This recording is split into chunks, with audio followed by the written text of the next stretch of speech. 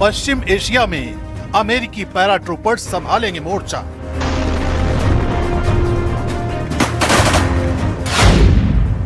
जंग के मैदान में अमेरिका की सबसे घातक ब्रिगेड।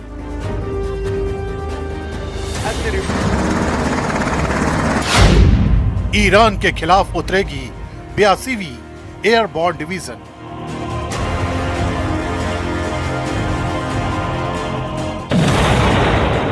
पश्चिम एशिया में चल रही जंग शांति बनाम संग्राम के उस पड़ाव पर पहुंच गई है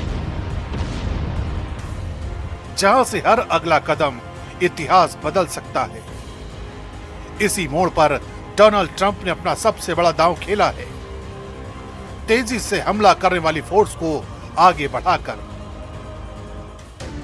82वीं एयरबॉर्न डिवीजन की तैनाती इस बात का संकेत है कि अमेरिका अब सिर्फ समुद्र में मौजूदगी नहीं बल्कि जमीन पर भी नियंत्रण की तैयारी कर रहा है। हॉर्मुज के आसपास बढ़ती हलचल बताती है कि ये जंग सिर्फ मिसाइलों तक सीमित नहीं रहेगी बल्कि रणनीतिक ठिकानों की लड़ाई में बदल सकती है। सवाल यह है कि आखिर जंग के इस पड़ाव पर अमेरिका की एयरबॉर्न डिवीजन का मैदान में आने का मतलब क्या है? रिपोर्ट्स के मुताबिक 2000 पैराट्रूपर्स को जंग में उतारने का आदेश जारी किया गया है। यह कोई साधारण यूनिट नहीं है बल्कि 82वीं एयरबॉर्न डिवीजन है, अमेरिका की सबसे तेज और घातक strike force. Immediate response team के रूप में इसकी पहचान है। आदेश मिलने के 18 घंटे के भीतर यह दुनिया के किसी भी हिस्से में उतरने की क्षमता रखती है। यह डिवीजन पैराशूट के जरिए दुश्मन के इलाके में सीधी एंट्री करती है। ये एयरफील्ड, तेल ठिकाने और रणनीतिक इंफ्रास्ट्रक्चर पर कब्जे में माहिर मानी जाती है। पहले इराक, अफगानिस्तान और खाड़ी युद्धों में भी इस डिवीजन की निर्णायक भूमिका रही है। लेकिन सवाल उठता है कि आखिर अमेरिका को इस डिवीजन को उतारने की जरूरत क्यों पड़ी? जवाब छिपा है स्ट्रेट ऑफ हॉर्मुज में, जहां हर दिन दुनिया के तेल का बड़ा हिस्सा गुजरता है और अब वही सबसे बड़े खतरे की जोन बन चुका है। ईरान की गतिविधियों और शिपिंग पर बढ़ते दबाव ने अमेरिका को मजबूर कर दिया है कि वो सिर्फ समुद्री ताकत पर निर्भर न रहे। डोनाल्ड ट्रंप का प्लान साफ है, अगर हालात बिगड़ते हैं तो जमीन पर तेजी से कंट्रोल हासिल किया जाए ताकि सप्लाई चेन सुरक्षित रह सके। यही नहीं, खार्ग आइलैंड भी ट्रंप के इस मिशन का अहम हिस्सा माना जा रहा है। यही वो जगह है जहां से ईरान का ज्यादातर तेल दुनिया तक पहुंचता है। अगर इस सप्लाई लाइन पर नियंत्रण होता है तो सीधे तौर पर ईरान की आर्थिक ताकत पर असर पड़ेगा। माना जा रहा है कि डोनाल्ड ट्रंप का हॉर्मुज प्लान सिर्फ रास्तों की सुरक्षा नहीं बल्कि दबाव की राजनीति, जहां सैन्य ताकत के जरिए बातचीत की टेबल मजबूत की जाती है। यानी एक तरफ जमीनी तैयारी, दूसरी तरफ कूटनीतिक संदेश। यानी तैनाती सिर्फ ताकत का प्रदर्शन नहीं बल्कि उस संभावित स्थिति की तैयारी है जहां हर सेकंड की देरी भारी पड़ सकती है। नॉर्थ इजराइल में हिजबुल्लाह के हमलों के बीच न्यूज़ 18 की टीम लेबनान बॉर्डर पर पहुंची और नॉर्थ इजराइल के इलाके में आधी रात का मंजर कैमरे में कैद हुआ जो बेहद चौंका देने वाला है। ईरान और इस्राएल के दरमियान युद्ध जारी है। इसी बीच न्यूज़ 18 इंडिया की टीम पहुंची है लेबनान बॉर्डर पर।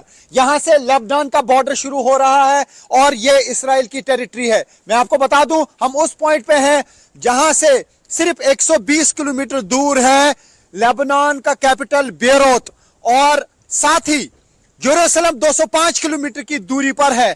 ये वो बॉर्डर है जो दोनों मुल्कों के दरमियान है और ये वो एग्रीमेंट है जो 1949 में हुआ है। मैं विजय को कहूं थोड़ा सा आगे आए, यहां पे आप देख सकते हैं द इसराइल लेबनान आर्मिस्टाइज एग्रीमेंट जो 1949 में हुआ था और इसी पॉइंट पे ये एग्रीमेंट हुआ था और इसमें कहा गया था कि जो IDF will pull back from 14 villages in South Lebanon as well as the Lebanese army withdrawal from Rosh Hanikara। ये रोश हनीकारा एरिया है और आप देख सकते हैं यहाँ पे लिखा है ये रोश हनीकारा है। बहुत ही इंपॉर्टेंट पॉइंट है क्योंकि यहाँ पर ही 1949 का एग्रीमेंट हुआ था इस्राइल और लेबनान के दरमियान, और यहाँ से बेरूत यानी बहुत अहम शहर जहां पे आजकल लगातार बमबारी हो रही है इस्राएली फोर्सेस की तरफ से, वो सिर्फ 120 किलोमीटर की दूरी पर है। और ये है बॉर्डर लाइन, यानी उस पार जो है लेबनान की टेरिटरी है और इस पार इस्राइल की टेरिटरी है। दोनों मुल्क के दरमियान जंग का सिलसिला जारी है, लेकिन इस वक्त यहां इस बॉर्डर लाइन पे खामोशी जरूर है, लेकिन रात दिन इसी एरिया में लगातार धमाके हो रहे हैं। इस्राएली फोर्सेस लगातार लेबनान पे हमले कर रहे हैं, एयर स्ट्राइक्स कर रहे हैं। वहीं दूसरी तरफ से हिजबुल्लाह की तरफ से यानी उस पार की टेरिटरी से इस पार लगातार रॉकेट्स और मिसाइल्स दागे जा रहे हैं, और इस पार से लगातार एरियल ऑपरेशंस के लिए फाइटर जेट्स और ड्रोन भेजे जा रहे हैं, जिसके जरिए लेबनान में बमबारी की जा रही है। लेबनान में काफी जानी नुकसान हुआ है, लेकिन हिजबुल्लाह की तरफ से भी लगातार इस्राइल पर रॉकेट्स और मिसाइल्स दागे जा रहे हैं। तो इस वक्त न्यूज 18 इंडिया की टीम है रियल ग्राउंड जीरो पर, उस जगह पर जहां से उस पार से यहां मिसाइल आते हैं और इस पार से वहां इस्राएली फोर्सेस जो है हवा में स्ट्राइक्स कर रहे हैं। और 27 दिन के युद्ध के बाद भी ईरान झुकने को तैयार नहीं, अमेरिकी मोहलत को लेने को तैयार नहीं। सवाल है कि ईरान की वो कौन सी ताकत है जो उसे झुकने को मजबूर नहीं कर पा रही। इस ताकत में एक नाम उस एक फैक्टर का भी लिया जाता है जो ईरान के लिए मर मिटने को तैयार रहते हैं। इस स्पेशल रिपोर्ट को आप देखिए।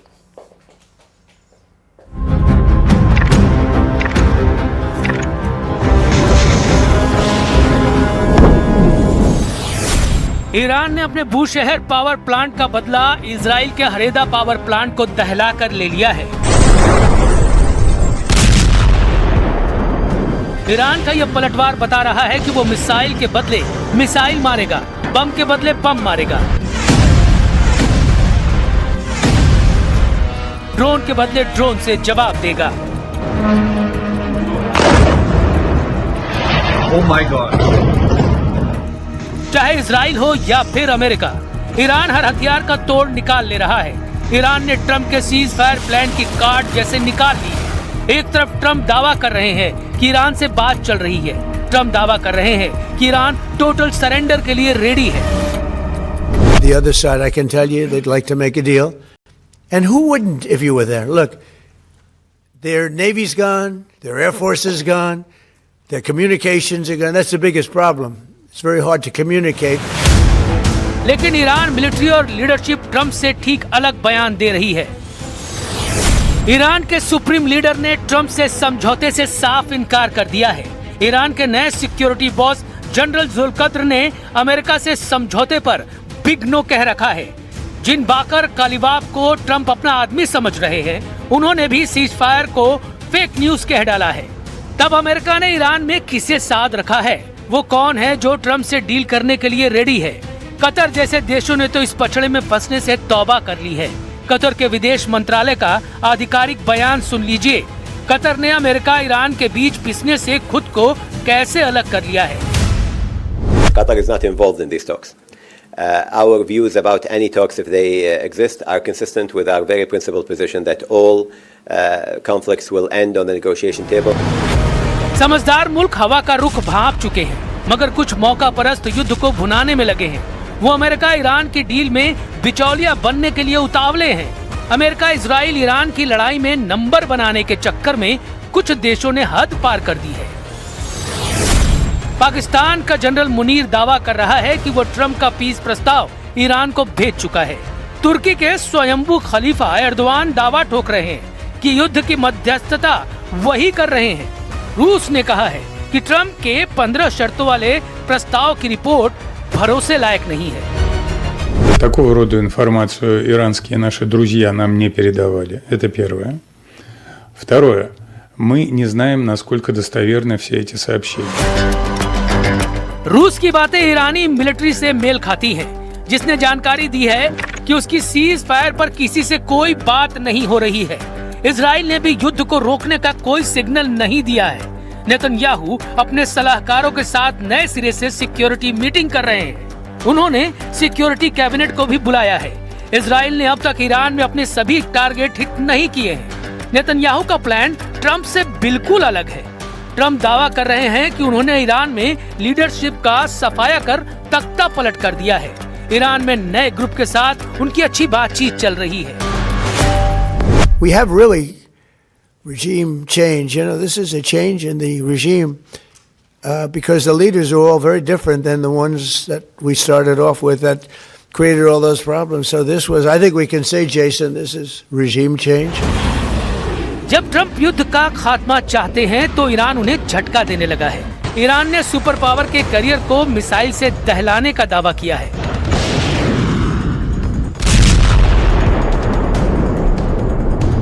ईरान ने कोस्टल क्रूज मिसाइल से लिंकर करियर को निशाना बनाने का ऐलान किया है। ईरान के जखीरे में कोस्टल क्रूज मिसाइलों की भरमार है, जिसमें कुछ की रेंज 2500 किलोमीटर तक है। जूनियर खमनेई की कुछ कुख्यात कोस्टल क्रूज मिसाइलों की डिटेल जान लीजिए। ईरान रेवोल्यूशनरी गार्ड के navy Abu Mahdi coastal cruise missile से लैस है, जिसकी रेंज 2500 किलोमीटर तक है। ईरान नेवी के पास होवेजे क्रूज मिसाइल है, जो सतह से सतह पर सभी मौसम में हमला करती है। ईरान की सौमार लंबी दूरी की क्रूज मिसाइल है, जो जमीनी टारगेट को निशाना बनाती है। इसके साथ राद, नस्र 1 और कौसर ईरान की बदनाम कोस्टल क्रूज मिसाइलें हैं। समंदर से जमीन पर चलिए, ये इराक में ट्रंप का विक्ट्री कैंप है। ईरान समर्थक लड़ाकों ने सुपर पावर के विक्ट्री कैंप को धुआं कर रखा है। ड्रोन कैमरे से ली गई तस्वीरों में ट्रंप के मिलिट्री कैंप पर बम धमाके साफ देखे जा सकते हैं। बगदाद एयरपोर्ट के करीब यह हमला हुआ है, जहां अमेरिका का ग्रीन जोन है। मतलब इराक में ईरान समर्थक लड़ाकों ने सुपर पावर को घेर कर मारना शुरू कर दिया है। ईरान ने अमेरिका की तरह इजराइल पर भयानक हमले तेज कर दिए हैं। इस्लामिक रेवोल्यूशनरी गार्ड कोर्प्स ने बताया कि सिर्फ 24 मार्च की रात को ही 220 मिसाइलें एक साथ इजराइल पर दागी गई। मतलब ये कि ईरान ने हर घंटे औसतन इजराइल पर 10 मिसाइलों की बौछार की है। वहीं इजराइल डिफेंस फोर्सेस के मुताबिक इजराइल के मल्टीलेयर एयर डिफेंस सिस्टम ने ईरान की 70% मिसाइलों को हवा में मार गिराया है। बावजूद इसके आयरन डोम, एरो सिस्टम और डेविड स्लिंग को चीरकर 30% मिसाइलों ने इजराइल को भारी नुकसान पहुंचाया है। ईरान अब फत्ताह 2, सेज्जिल, इमाद और खुर्रम शहर 4 मिसाइलों का इस्तेमाल ज्यादा कर रहा है। इनमें कुछ मिसाइलों में क्लस्टर वॉरहेड लगे हुए हैं, जो भारी तबाही मचा रहे हैं। ईरान के घातक पलटवार शुरू करने के बाद ट्रंप को यूरोप के देशों ने इराक जैसी हार की वार्निंग देनी शुरू कर दी है। स्पेन के प्रधानमंत्री पेड्रो सांचेज ने ईरान वार के साइड इफेक्ट बताकर यूरोप को अलर्ट रहने को कहा है। Puede que este desastre de Irán pase pronto o puede que la pesadilla de Irak se repita, pero en esta ocasión multiplicado por n. युद्ध का खात्मा जल्द हो, इसकी उम्मीद सब लगा रहे हैं। ईरान ने भी सिग्नल दिए हैं कि उसकी शर्तों पर ट्रंप अगर राजी हैं तो युद्ध रुक सकता है, लेकिन ये शर्तें ट्रंप को हजम होंगी इसकी गारंटी नहीं। ईरान चाहता है कि फारस की खाड़ी और पश्चिमी एशिया में सभी अमेरिकी सैन्य ठिकानों को बंद कर अमेरिका वापस लौट जाए। ईरान ने मांग रखी है कि होर्मुज स्ट्रेट से गुजरने वाले सभी कारोबारी जहाजों से टोल टैक्स वसूलने का अधिकार सिर्फ उसके पास रहे। ईरान को युद्ध के दौरान अमेरिका और इजराइल के हमलों से हुए पाई के नुकसान की भरपाई चाहिए। ईरान की ट्रंप से डिमांड है कि उसके ऊपर लगाए गए सभी प्रतिबंध हटाए जाएं। यही नहीं, भविष्य में ईरान के खिलाफ कोई भी युद्ध थोपा नहीं जाए, इसका पुख्ता इंतजाम करना होगा। ईरान ने कहा है कि वो बगैर किसी बातचीत के अपनी बैलिस्टिक मिसाइलों का प्रोडक्शन जारी रखेगा। ईरान ने लेबनान में हिजबुल्लाह के खिलाफ होने वाले इजरायली हमलों को रोकने की भी डिमांड रखी है। सुपर पावर के लिए शर्तों वाली ये हड्डियां हजम करना करीब नामुमकिन है। वहीं ईरान साफ कर चुका है कि वो खाड़ी से इस बार अमेरिका को खदेड़ने के बाद ही रुकेगा। نه خبری از سرمایه‌گذاری‌هایتان در منطقه خواهد بود و نه قیمت سابق انرژی و نفت را خواهید دید تا وقتی که بفهمید. ईरान ने इजराइल के परमाणु सिटी डिमोना पर हमला कर खौफनाक इरादों का एहसास कराया है, लेकिन इजराइल ईरान की कसर लेबनान में तबाही मचाकर निकाल रहा है। इजराइल लेबनान के 10% जमीन पर कब्जा कर गाजा जैसी बढ़त बढ़ाना चाह रहा है। लेबनान में ये कामयाबी नेतन्याहू के ग्रेटर इजराइल की तरफ पहला बड़ा पड़ाव साबित हो सकता है, लेकिन इजराइल भी जंग को जल्द खत्म करने के मूड में नहीं। ईरान और इजरायल अमेरिका का युद्ध और भड़क सकता है। सऊदी अरब को लेकर मीडिया रिपोर्ट में यह दावा हुआ है। सऊदी ये चाहता है कि ईरान पर हमले जारी रहे। हालांकि सऊदी अरब ने आधिकारिक तौर पर कहा कि हम शांति के पक्षधर हैं। वहीं ईरान का मुस्लिम देशों से एकजुट रहने की अपील की गई है। इस रिपोर्ट के जरिए आप समझिए।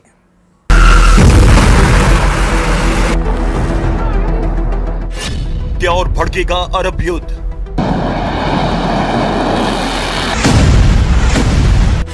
मुस्लिम वर्ल्ड में वर्चस्व की लड़ाई, ईरान के खिलाफ खाड़ी प्लान।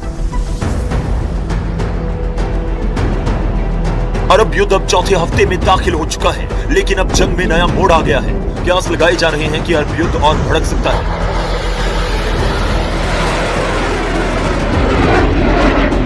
मीडिया रिपोर्ट्स के मुताबिक सऊदी अरब के क्राउन प्रिंस ने ट्रंप को ईरान के खिलाफ हमले जारी रखने के लिए कहा है। रिपोर्ट के मुताबिक सऊदी प्रिंस इस जंग को ऐतिहासिक मौका मान रहे हैं, जिससे पूरे मिडिल ईस्ट का पावर बैलेंस बदला जा सकता है। यानी साफ है कि सऊदी इस वक्त ईरान को पूरी तरह कमजोर करने के मूड में दिख रहा है। हालांकि आधिकारिक तौर पर सऊदी अरब ने इस दावे से इनकार किया। सऊदी अरब सरकार का कहना है कि वो हमेशा से शांति समाधान के पक्ष में रही है।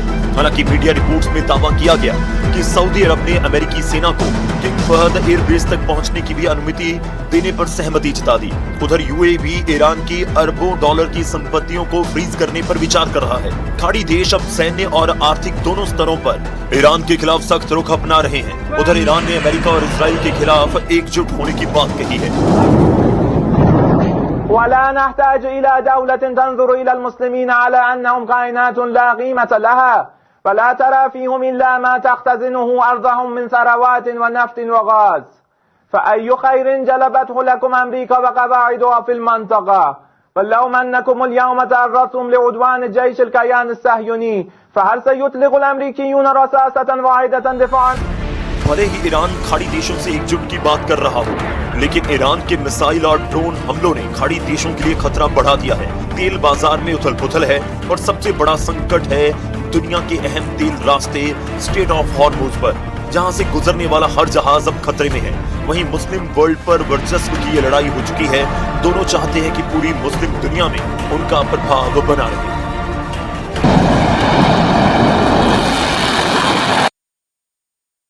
और इन सब के बीच अब सवाल ये है कि आखिर ट्रंप को ग्राउंड ऑपरेशन की जरूरत ही क्यों महसूस हो रही है? क्या हवाई हमले और समुद्री बेड़ा नाकाम साबित हो रहा है? क्या ग्राउंड ऑपरेशन को लेकर वजह कुछ और है? आपको डिटेल रिपोर्ट दिखाते हैं।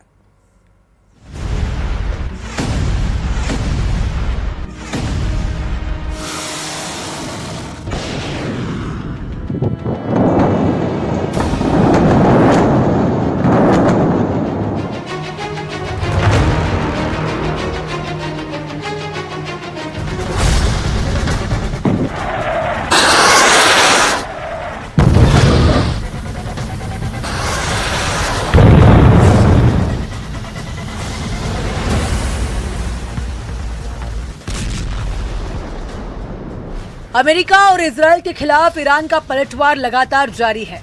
जंग में ईरान अमेरिका को ऐसा टक्कर दे रहा है जिससे सुपर पावर को भूल पाना उतना आसान नहीं होने वाला। डोनाल्ड ट्रंप का जंगी जहाज F-35 से ईरान की मिनी मिसाइल टकराई। पल भर में आग की लपटों का निवाला बन गया ये जंगी जेट। इसके बाद ट्रंप की दूसरी हवाई शक्ति F-15 का भी कुछ ऐसा ही हसर हुआ। हवा में ईरानी मिसाइलों के आगे ये भी पस्त होकर अस्त हो गया। जबकि F-15 लड़ाकू विमान दुनिया के सबसे खतरनाक लड़ाकू विमानों में एक माना जाता है। ये फाइटर जेट बड़ी तादाद में हथियार ले जाने में सक्षम है। इसके अलावा अमेरिका का एक KC-135 विमान भी हादसे का शिकार हो गया था। अमेरिका का KC-135 विमान बड़े ऑपरेशन के दौरान लड़ाकू विमानों में हवा में ही ईंधन भरने के काम में आता है, लेकिन एक अभियान के दौरान ये भी इराक में क्रैश हो गया। इसमें कुछ सैनिकों की मौत भी हो गई थी। यानी जिसे ट्रंप हवाई ताकत बता रहे थे, वो आज ईरान की मिसाइलों के सामने खिलौना साबित हो रही है। ईरान की रिवोल्यूशनरी गार्ड्स यानी कि IRGC ने दावा किया है कि उन्होंने मध्य ईरान के आसमान में F-16 को मार गिराया है। इससे पहले अमेरिका का वो F-35 जिसे दुनिया अदृश्य कहती थी, वो भी ईरान की मार से घायल होकर बेस पर रेंगने को मजबूर हो गया।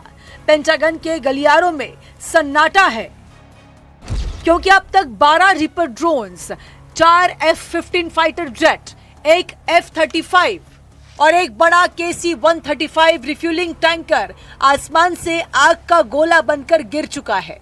इसके साथ ही थार्ड और पेट्रियट डिफेंस सिस्टम के भी तबाह होने का दावा किया गया। ईरान ने अमेरिका के 5 से ज्यादा हेलीकॉप्टरों के भी तबाह होने का दावा किया है। अमेरिका के सामने स्थिति विकट हो गई है क्योंकि उसके बड़े बड़े ब्रह्मास्त्र ईरान के छोटे छोटे मिसाइलों के आगे ध्वस्त होते दिख रहे हैं। पेट्रियट और थार जैसे हजारों करोड़ के एयर डिफेंस सिस्टम सस्ते ड्रोन के आगे ढेर होते दिखे। यानी इस जंग में अमेरिका के अरबों रुपए पानी की तरह बह रहे हैं। एक रिपोर्ट के मुताबिक अमेरिका के फाइटर जेट के तबाह होने से ही उसे 4000 करोड़ रुपए से ज्यादा का नुकसान हुआ है। रिपोर्ट की माने तो युद्ध के शुरुआती 20-22 दिनों में अमेरिका का खर्च 30 अरब डॉलर, लगभग 2.5 लाख करोड़ रुपए के पार निकल गया है। जंग में ड्रोन जल्दी रिप्लेस हो जाते हैं, लेकिन फाइटर जेट को रिप्लेस करना उतना आसान नहीं होता। उनके पायलटों की ट्रेनिंग में सालों लग जाते हैं। यानी अमेरिका को कई मोर्चों पर नुकसान झेलना पड़ रहा है।